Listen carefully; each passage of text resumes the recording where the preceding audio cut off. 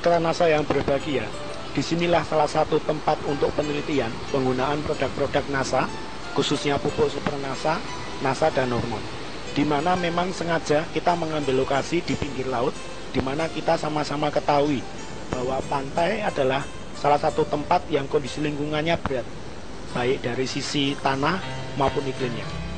Kami ingin mengetahui hingga sejauh mana produk-produk pupuk NASA, super NASA, dan hormon dapat menumbuhkan berbagai jenis tanaman di lahan yang sulit ini. Dengan pemikiran bahwa jika di lahan yang sulit bisa, mestinya akan jauh lebih mudah untuk di lahan-lahan yang kondisinya lebih baik daripada lahan pantai.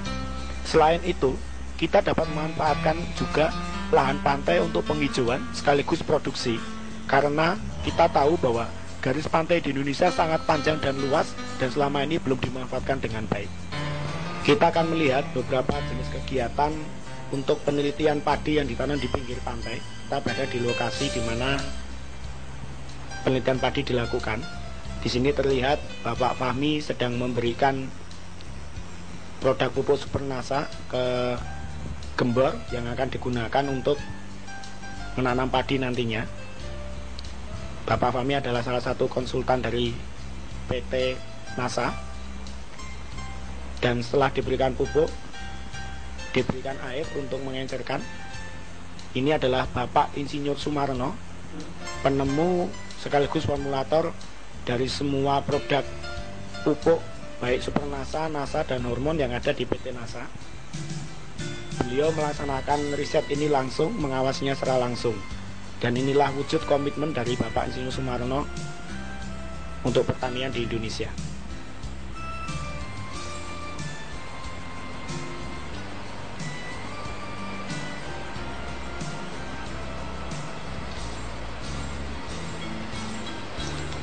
Kemudian Bapak Insinyur Sumarno memberikan air yang sudah dicampur dengan super NASA untuk digemborkan ke tanah yang akan digunakan untuk menanam padi nantinya.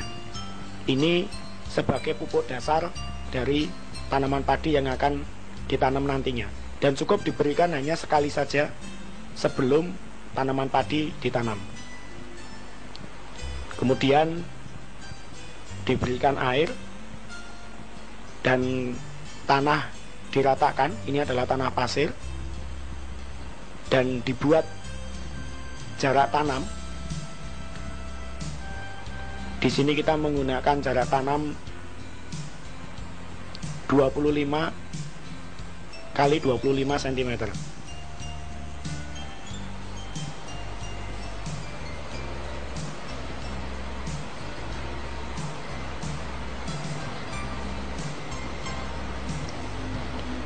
Kemudian bibit yang sudah dibibitkan dipisahkan untuk kemudian ditanam.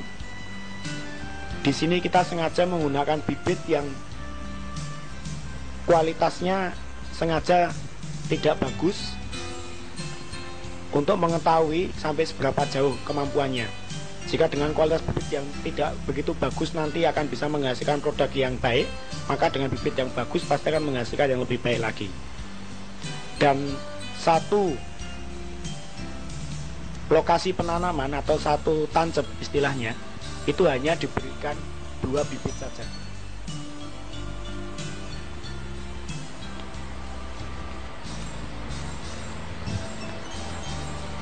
Selain jarak tanam 25 kali 25 cm, kita di sini juga menggunakan jarak tanam yang kedua yaitu 30 kali 30 cm. Guna untuk mengetahui bagaimana untuk perbedaan hasilnya nantinya.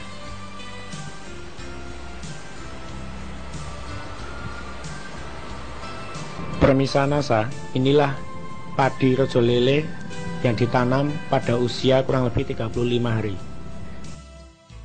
Pada usia padi kurang lebih 35 hari ini, kita bisa melihat jumlah anakan perumpun kira-kira sudah mencapai antara 25 hingga 35 anakan. Suatu jumlah yang cukup luar biasa mengingat tanaman padi ini ditanam di tanah berpasir.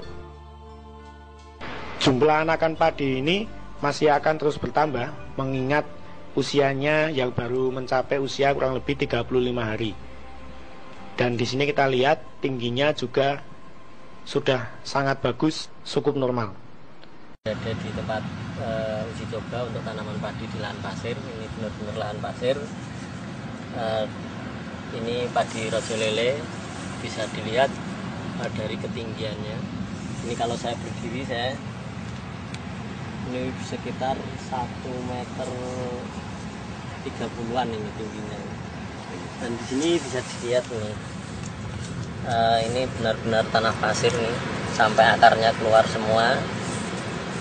Ini bisa dilihat, dan untuk anakannya juga sangat banyak sekali. Pohonnya pun sangat kuat.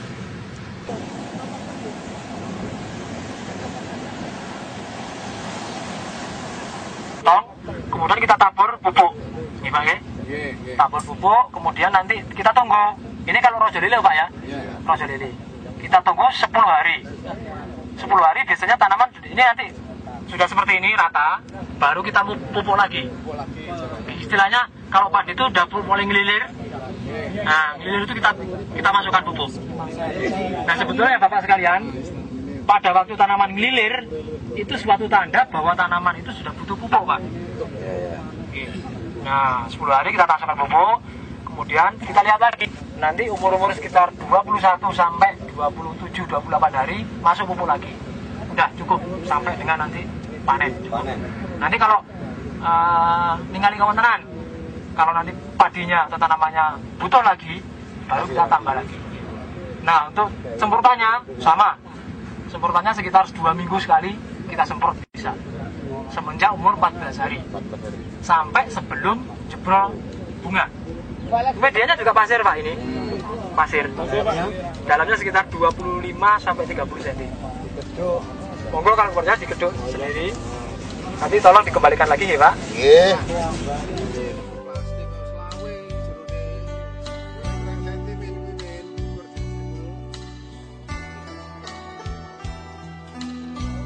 Untuk aplikasi singgang ini bisa sampai 3 kali Pak.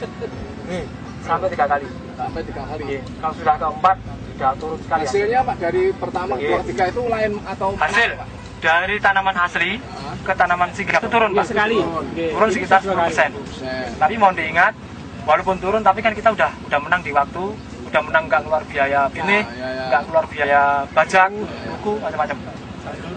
Tandur lagi. Kedua dan ketiga juga menurun 10%. Kalau 2-3 akan sama, relatif sama. Hanya 1 ke 2 saja. 1-2, 2-3 sama, nanti 2 ke 3 itu yang rojo lele yang hasil pengeprasan ketiga kalinya ini. Lihat dari hasilnya cukup bagus juga. Padinya padat semua.